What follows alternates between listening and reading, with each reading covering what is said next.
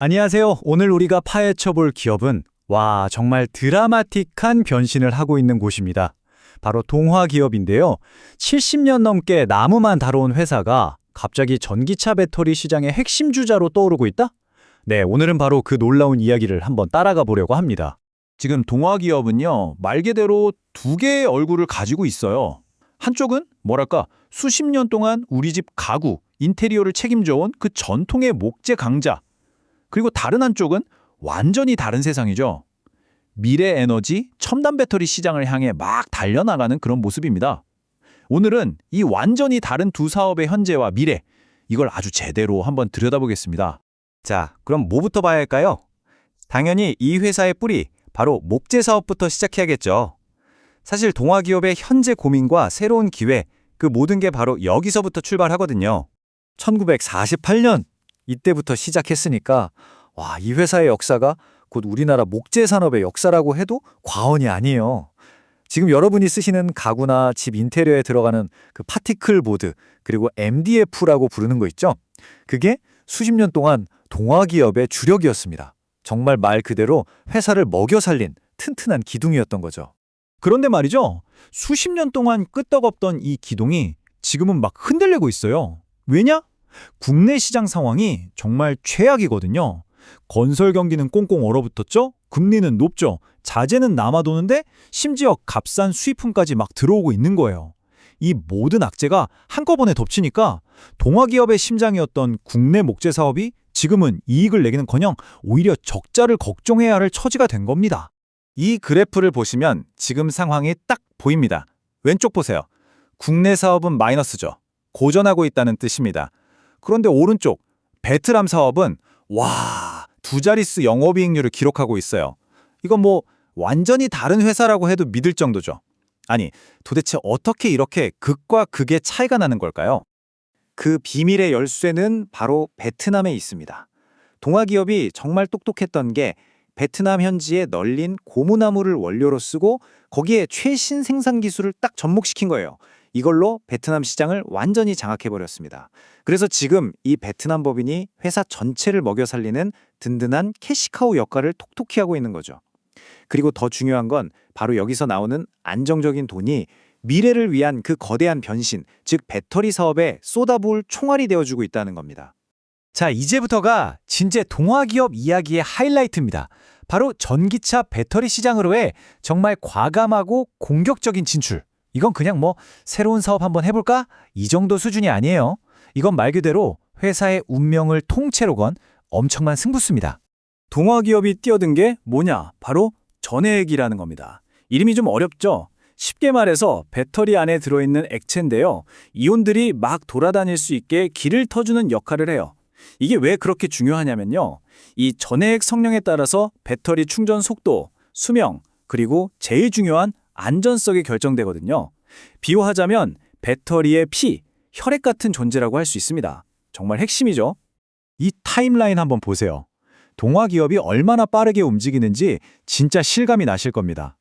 2019년에 전문 회사를 인수하면서 이 시장에 딱 발을 들였는데 불과 몇 년 만에 생산량을 그냥 폭발적으로 늘려버리고 있어요. 2027년까지 글로벌 톱티어가 되겠다는 목표? 정말 무서운 속도로 달려가고 있는 겁니다. 이게 바로 그 야심찬 계획의 큰 그림입니다. 한번 보세요. 한국은 R&D 중심기지로 딱 잡고 중국, 헝가리, 말레이시아에 공장을 지어서 각 대륙을 공략하는 거죠. 그리고 마지막 활용점정. 가장 중요한 퍼즐 조각은 바로 북미 시장을 노리는 미국 테네시 공장입니다. 각 기지마다 명확한 미션을 주고 전 세계를 잇는 거대한 생산 네트워크를 짜고 있는 거예요. 하지만 여러분, 이렇게 큰 변화에는 반드시 성장통이 따르기 마련이죠. 지금 동화기업이 딱 그런 시기입니다. 재무적으로 보면 좀 힘든 시간을 보내고 있어요. 근데 중요한 건 이게 그냥 힘든 게 아니라 더 높이 날아오르기 위한 어쩔 수 없는 투자 단계라는 점을 이해해야 한다는 겁니다. 네, 이게 바로 지금 동화기업의 현실입니다. 2025년에 예상되는 영업 손실이 무려 138억 원.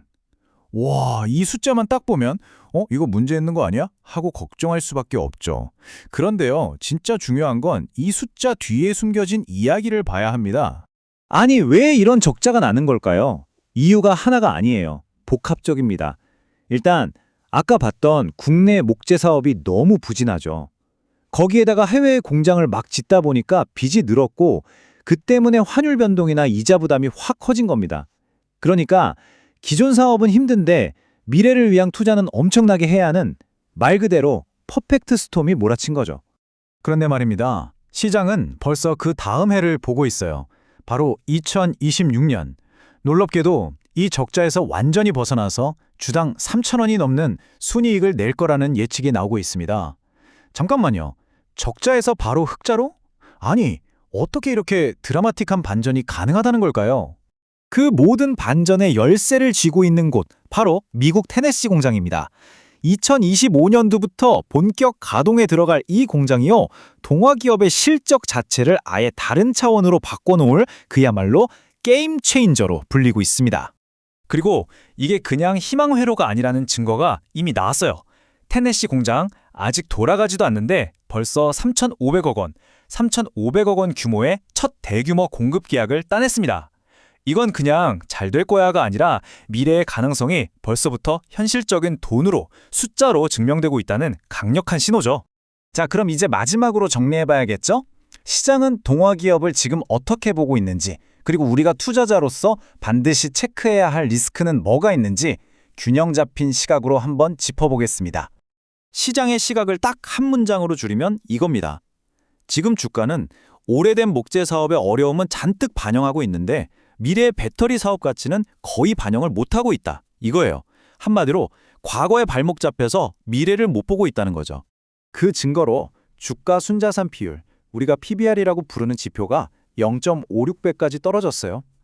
이게 무슨 뜻이냐면요. 쉽게 말해서 이 회사가 가진 모든 자산, 그러니까 공장, 땅, 기술 다 팔아치워도 지금 주가보다 2배는 더 나온다는 소리예요. 회사가 망해도 지금 주가보다는 더 받는다는 계산이 나오니까 많은 투자자들이 이걸 이건 너무 싼 거 아니야? 하는 저평가 신호로 보는 겁니다. 물론 장밋빛 이 얘기만 할 순 없죠. 리스크도 분명히 알아야 합니다.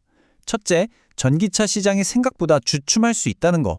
그리고 전해액의 핵심 원료인 리튬이온 가격이 막 널뛰기를 할 수도 있어요. 또 예측 불가능한 국제 정세나 너무 공격적으로 투자를 해서 늘어난 빚 문제도 우리가 반드시 눈여겨봐야 할 변수들입니다. 자, 그렇다면 여러분은 동화기업을 어떻게 보십니까? 70년이나 된 안정적인 회사가 모든 걸 걸고 뛰어든 위험천만한 도박일까요? 아니면 아직 대부분의 사람들이 미처 발견하지 못한 숨겨진 보물 같은 배터리 투자처일까요? 오늘 이야기가 이 질문에 대한 여러 번만의 답을 찾는데 조금이나마 도움이 되었으면 좋겠습니다.